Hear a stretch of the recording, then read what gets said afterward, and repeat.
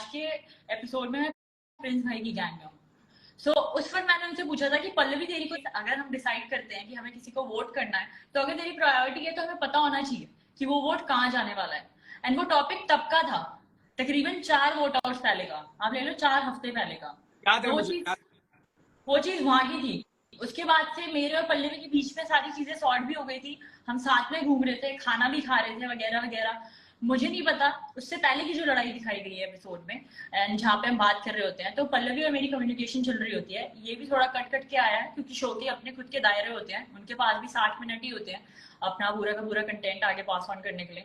तो उसमें जो चीज नहीं दिखाई गई कि पल्लवी और मेरी बातचीत हो रही थी जहाँ पे पल्लवी को बुरा लगा था कि तू मेरे अगेंस्ट कैसे प्लान कर रही है एंड ऑल दैट, जब हम वो टास्क परफॉर्म कर रहे थे जिसमें हम बर्स्ट आउट कर रहे थे। क्या नाम है उस टास्क का जो फाइट्स के साथ हम कर रहे थे, लास्ट जो गया है। हाँ समुराई वाला।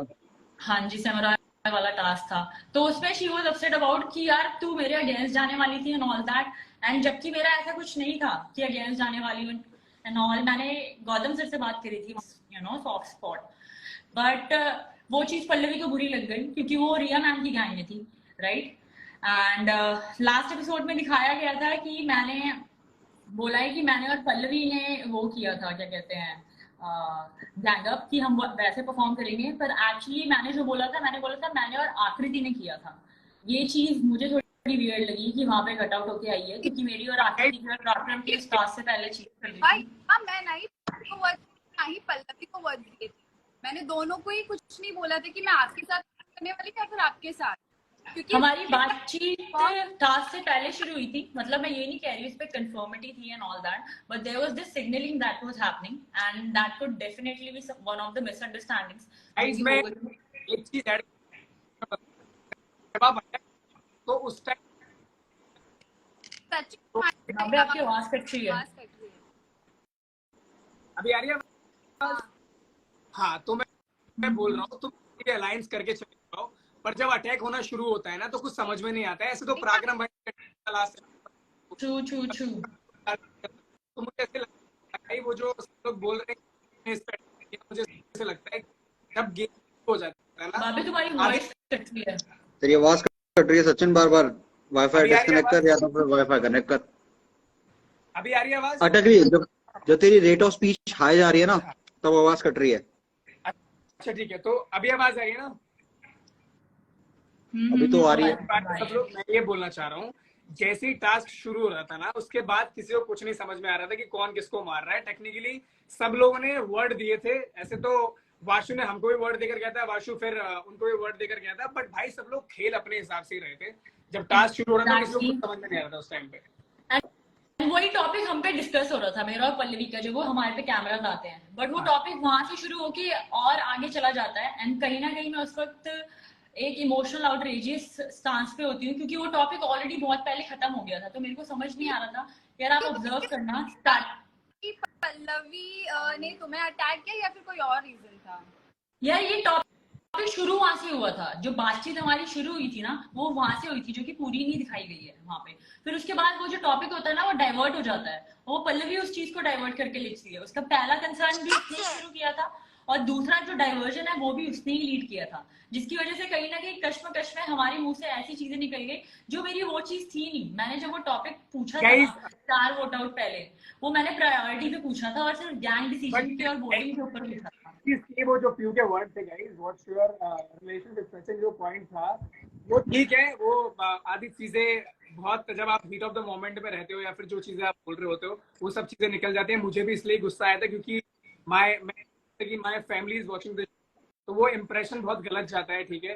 तो इसीलिए मैं थोड़ा सा पैनिक हो गया था, गुस्सा इसलिए मुझे आ गया था क्योंकि वो सिचुएशन इतना हीट वाला था, उसके एग्रेशन में वो सब चीजें निकल गए, वो वर्ड निकल गए, बट उसने ऐसा कुछ मतलब उस चीज को लेकर कुछ इतना गलत नहीं बोला था, बट वो चीजें मेरी टेंशन वो नहीं थी उस दौरान पे। उसके बावजूद भी मेरी पल्लवी से बात चल रही थी, मुझे खुद समझ नहीं आया कि where that topic came along. उसने खुद बोला ये बात 3-4 वोट आउट्स के पहले की थी। अगर 3-4 वोट आउट्स के पहले थी और तुम्हें इतना बुरा लगा तो तुमने तब क्यों नहीं टॉपिक राइज किया? वो अब क्यों हो रहा है जब मैं प्रिंस भाई की गैंग में चली गई हूँ? मेरे को वो चीज भी समझ नहीं आ रही थी। That's why I tell her, तुझे समझ भी आ रहा है तो किससे बात कर रही है? मुझे ऐसा लग रहा है कि वो एक स्ट्रेंजर से बात कर रही है, क्योंकि वो इम्प्रॉम्प्टू ही सारी की सारी चीजें, और मेरे को उससे एक्सपेक्टेड नहीं था वो चीज।